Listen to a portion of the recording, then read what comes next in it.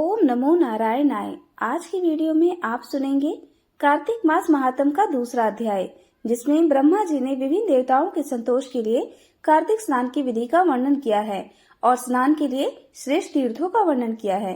तो भगवान श्री हरि विष्णु का ध्यान करके आज की इस पावन और परम कल्याणकारी कथा का श्रवण करते हैं।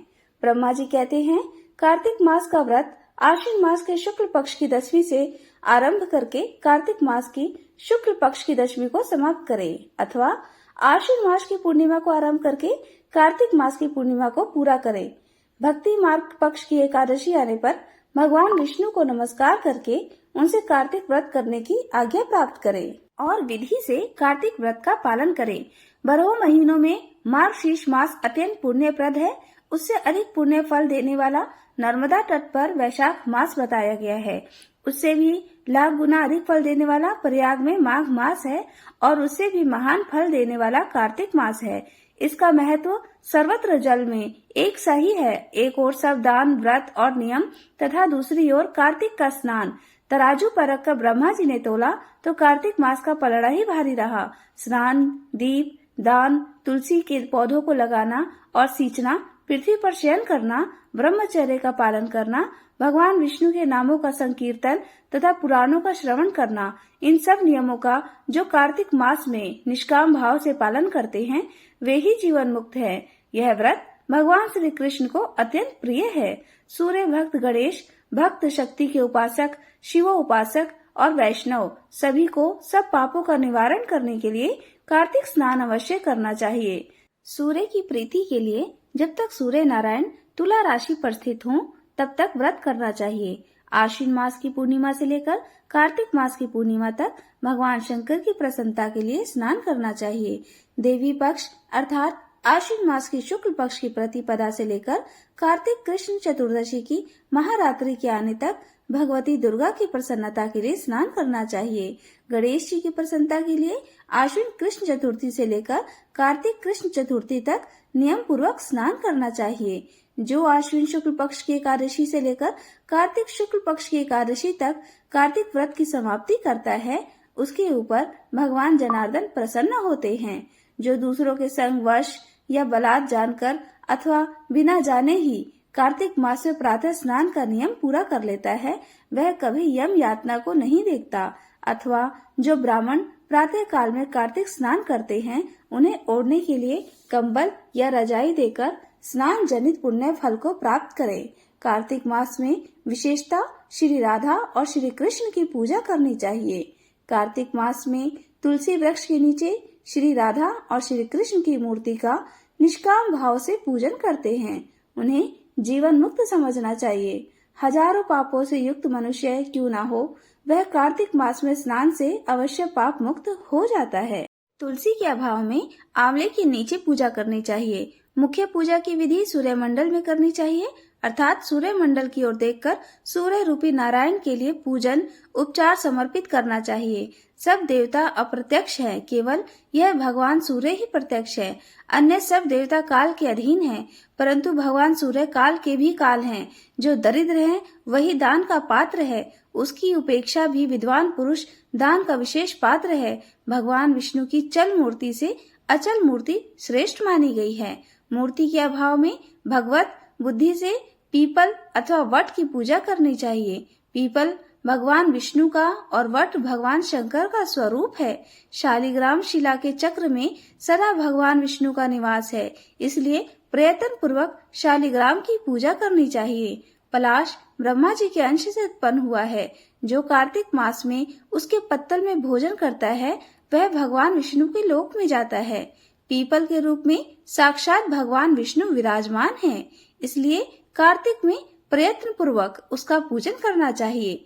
जो लोग कार्तिक मास में स्नान, जागरण, दीपदान और तुलसी वन की रक्षा करते हैं वे भगवान विष्णु के स्वरूप हैं।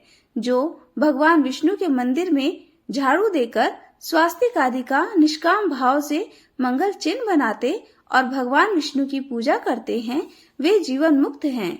कार्तिक मास में पहले दिन व्रत का और स्नान का संकल्प कैसे ले? ब्रह्मा जी कहते हैं, जब 2 घड़ी रात बाकी रहे तब तुलसी की मृतिका वस्त्र और कलश लेकर जलाशय के समीप जाएं, पैर धोकर गंगा आदि नदियों तथा विष्णु और शिव आदि देवताओं का स्मरण करें। फिर नाभि के बराबर जल में खड़े होकर इस मंत्र को पढ़ें। कार्तिकेयहं करिष्यामि प्रातः स्नानं जनार्दन, प्रीति तव देवेश दामोदर मया सह। अर्थात हे जनार्दन देवेश्वर, हे दामोदर, लक्ष्मी सहित आपकी प्रसन्नता के लिए मैं कार्तिक में प्रातः स्नान करूंगा। तत्पश्चात यह बोले, हे भगवान, आप श्री राधा के साथ मेरे दिए हुए अर्घ्य को स्वीकार करें। हे हरे, आप कमलनाथ को नमस्कार है। जल में शयन करने वाले आप नारायण को नमस्कार है। हे ऋषिकेश, यह अर्घ्य ग्रहण कीजिए, आपको बार बार नमस्कार है। ब्रह्मा जी कहते हैं, मनु किसी भी तीर्थ में स्नान करे, उसे गंगा का स्मरण अवश्य करना चाहिए। तो अगर आप घर में भी स्नान कर रहे हैं, मतलब आप बाहर जाकर, जरूरी नहीं है कि आप हर रोज किसी पवित्र नदी में स्नान करें, तो अगर आप घर में भी स्नान कर रहे हैं तो गंगा जल मिला लीजिए जल में और माँ गंगा का स्मरण करते हुए आपको स्नान करना चाहिए। ब्रह्मा जी कहते हैं, पहले मृतिका आदि से स्नान करके अवमानी ऋचाओं द्वारा अपने मस्तक पर अभिषेक करें। अर्घ, मर्श और स्नाना तर्पण करके पुरुष सूक्त से सिर पर जल छिड़के। उसके बाद बाहर आकर पुनः मस्तक पर तीर्थ का जल सींचे। फिर हाथ में तुलसी लेकर 3 बार आचमन करके पानी से बाहर धोती निचोड़ें और वस्त्र निचोड़ने के पश्चात तिलका आदि करके कार्तिक मास में जहाँ कहीं भी जल हो, अर्थात प्रत्येक जलाशय के जल में स्नान करना चाहिए। गर्म जल की अपेक्षा ठंडे जल से स्नान करने से 10 गुना अधिक पुण्य फल प्राप्त होता है। तो जो आप लोगों के प्रश्न आते हैं कि क्या हम गर्म पानी से स्नान कर सकते हैं, तो देखिए ब्रह्मा जी कह रहे हैं ना कि 10 गुना अधिक फल प्राप्त होता है उन्हें जो ठंडे पानी से स्नान करते हैं, और 100 गुना पुण्य बाहरी कुएं के जल से स्नान करने से प्राप्त होता है। उससे भी अधिक पुण्य बावड़ी में और उससे भी अधिक पुण्य पोखरे में स्नान करने से प्राप्त होता है, और उससे 10 गुना झरनों में, और उससे भी अधिक पुण्य कार्तिक में नदी स्नान करने से होता है, और उससे भी 10 गुना अधिक पुण्य फल तीर्थ स्थान में स्नान करने से बताया गया है। और तीर्थ से भी 10 गुना पुण्य फल वहाँ होता है जहाँ पर 2 नदियों का संगम होता है, और यदि कहीं 3 नदियों का संगम हो तब तो पुण्य की कोई सीमा ही नहीं होती। सिंधु, कृष्णा, वेड़ी, यमुना, सरस्वती, गोदावरी, विपाशा अर्थात व्यास नदी, नर्मदा, तमसा, मही, कावेरी, सरयू, चरमन अर्थात चंबल, विस्तरण अर्थात झेलम, वेदिका, सोंठ, भद्र, वेत्रवती अर्थात बेतवा, अपराजिता, गंडक की गोमती, पूर्णा, ब्रह्मपुत्र, मानसरोवर, वागम, यह तीर्थ कार्तिक में दुर्लभ है। सब स्थलों से अधिक आर्यव्रत अर्थात विंध्याचल और हिमालय के भीतर का प्रदेश उत्तर भारत पुण्यदायक है। उससे भी कोल्हापुरी श्रेष्ठ है, और कोल्हापुरी से भी श्रेष्ठ विष्णु कांची और शिव कांची है। उससे श्रेष्ठ है अनंत सेन का निवास स्थान वराह क्षेत्र, वराह क्षेत्र से चक्र क्षेत्र, और चक्र क्षेत्र से अधिक पुण्य मुक्ति क्षेत्र है। उससे श्रेष्ठ अवंतीपुर है, और अवंतीपुरी से श्रेष्ठ बद्रिका आश्रम है। बद्रिका आश्रम से अयोध्या, अयोध्या से गंगा द्वारा, गंगा द्वार से कनखल, और कनखल से भी श्रेष्ठ मथुरा है, क्योंकि कार्तिक में वहाँ स्वयं भगवान राधा कृष्ण स्नान करते हैं। मथुरा से भी श्रेष्ठ द्वारका है, जिन्होंने भगवान गोविंद में अपने चित्त को लगा रखा है। उनके लिए द्वारका सूर्य के समान पुण्य का प्रकाश देने वाली है। द्वारका से भी श्रेष्ठ भागीरथ रहती है, और वह भी वहाँ विंध्य पर्वत से निकलती है, वहाँ अधिक श्रेष्ठ है। उससे 10 गुना पुण्य तीर्थराज प्रयाग में प्राप्त होता है, और उससे श्रेष्ठ काशी है, जिसके आश्रय से गंगा जी भी मनुष्य के सब पापों का नाश करती है।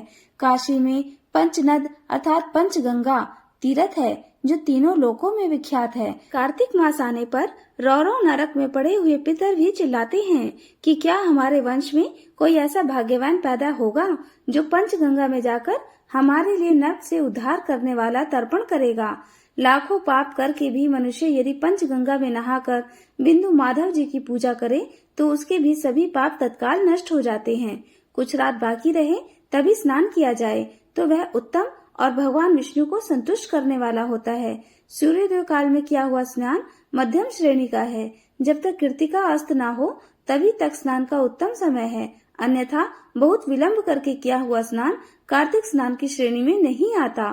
स्त्रियों को पति की आज्ञा लेकर कार्तिक स्नान करना चाहिए, क्योंकि पति से बिना पूछे जो धर्म कार्य किया जाता है वह पति की आयु को क्षीण कर देता है। स्त्रियों के लिए पति की सेवा छोड़कर दूसरा कोई धर्म नहीं है। जो पति की आज्ञा का पालन करे वही इस संसार में धर्मवर्ती है। केवल व्रत आदि से धर्मवर्ती नहीं होती।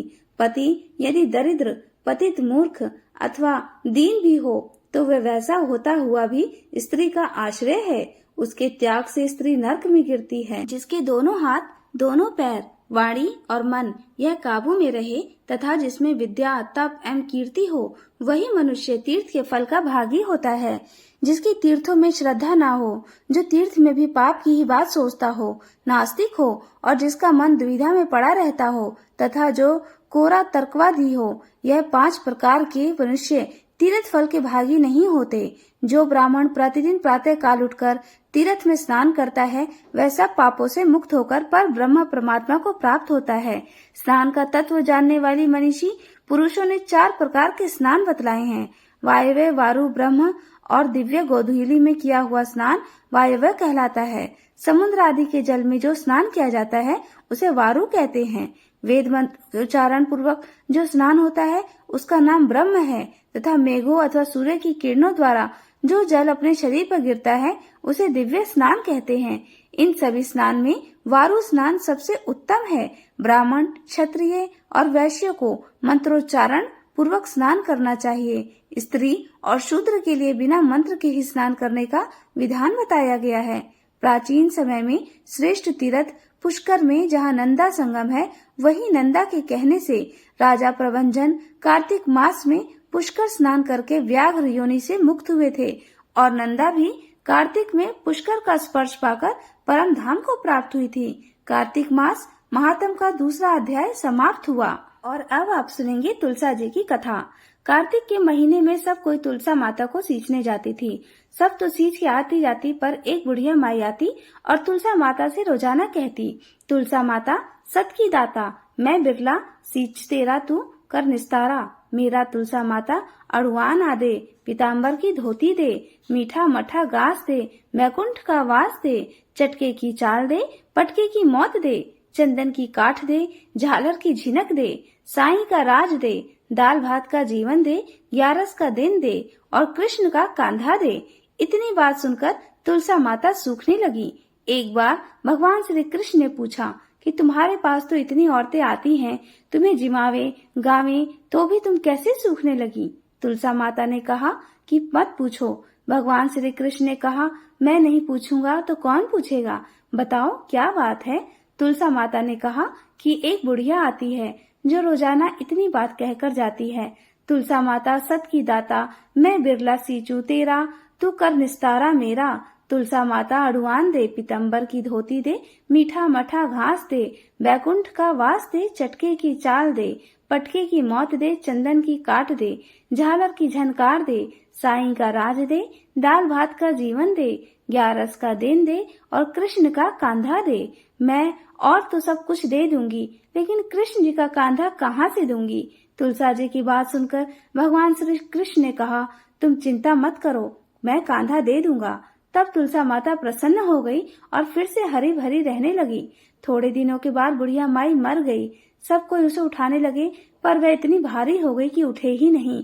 तब सब लोग कहने लगे कि पाप घाट की माला फेरती होगी, जिससे इतनी भारी हो गई। तभी भगवान कृष्ण बूढ़े ब्राह्मण का रूप धारण करके आए। सबसे पूछने लगे, इतनी भारी भीड़ क्यों हो रही है?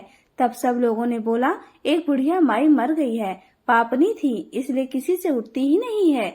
तब भगवान बोले कि इसके कान में मुझे एक बात कहने दो तो यह उठ जाएगी। सबने कहा कि ले भाई, तू भी अपने मन की निकाल ले। भगवान ने जाकर उसके कान में कहा, बुढ़िया माई तू बिरला सींचे मेरा, मैं करूँ निस्तारा तेरा। बुढ़िया माई गढ़वाल ले, पीताम्बर की धोती ले, मीठा मठा घास ले, बैकुंठ का वास ले, चटके की चाल ले, पटके की मौत ले, चंदन की काठ ले, झालर की झिंका ले, साईं का राज ले, दाल भात का जीवन ले और कृष्ण का कांधा ले। इतना सुनते ही बुढ़िया माई हल्की हो गई। भगवान कांधे पर लेकर गए और उसकी मुक्ति हो गई। तुलसा माता जैसी उसकी मुक्ति करी सबकी करियो, जैसे उसको कांधा दिया वैसे ही सबको दियो। तो प्रेम से बोलिए श्री तुलसा माता की जय, श्री कृष्ण की जय, सबकी प्यारी श्री राधा रानी की जय जयकार हो। कार्तिक मास में स्नान, दान, व्रत और पूजन से संबंधित जानकारी के लिए हमारे चैनल पर वीडियो अपलोड है। अगर आपने अब तक उसे नहीं देखा है तो जरूर देख लीजिएगा। और आज की वीडियो आपको कैसी लगी कमेंट बॉक्स में जरूर बताइएगा। अच्छी लगी हो तो वीडियो को लाइक भी जरूर कीजिएगा और ज्यादा से ज्यादा इस वीडियो को अपने फैमिली फ्रेंड्स में शेयर कीजिए। चैनल पर पहली बार आए हैं या अभी तक आपने मेरे चैनल को सब्सक्राइब नहीं किया है तो आज की वीडियो अगर आपको अच्छी लगे तो चैनल को सब्सक्राइब करके बेल आइकन को जरूर प्रेस कर दीजिएगा। इससे ये होगा कि चैनल पर जो भी नई वीडियो अपलोड होगी उसकी नोटिफिकेशन आपको सही समय पर प्राप्त होगी। मिलती हूँ अपनी अगली वीडियो में, तब तक श्री राधे। जय हो ठाकुर जी की जय। श्रीमन नारायण नारायण हरि हरि। ओम नमो भगवते वासुदेवाय नमः।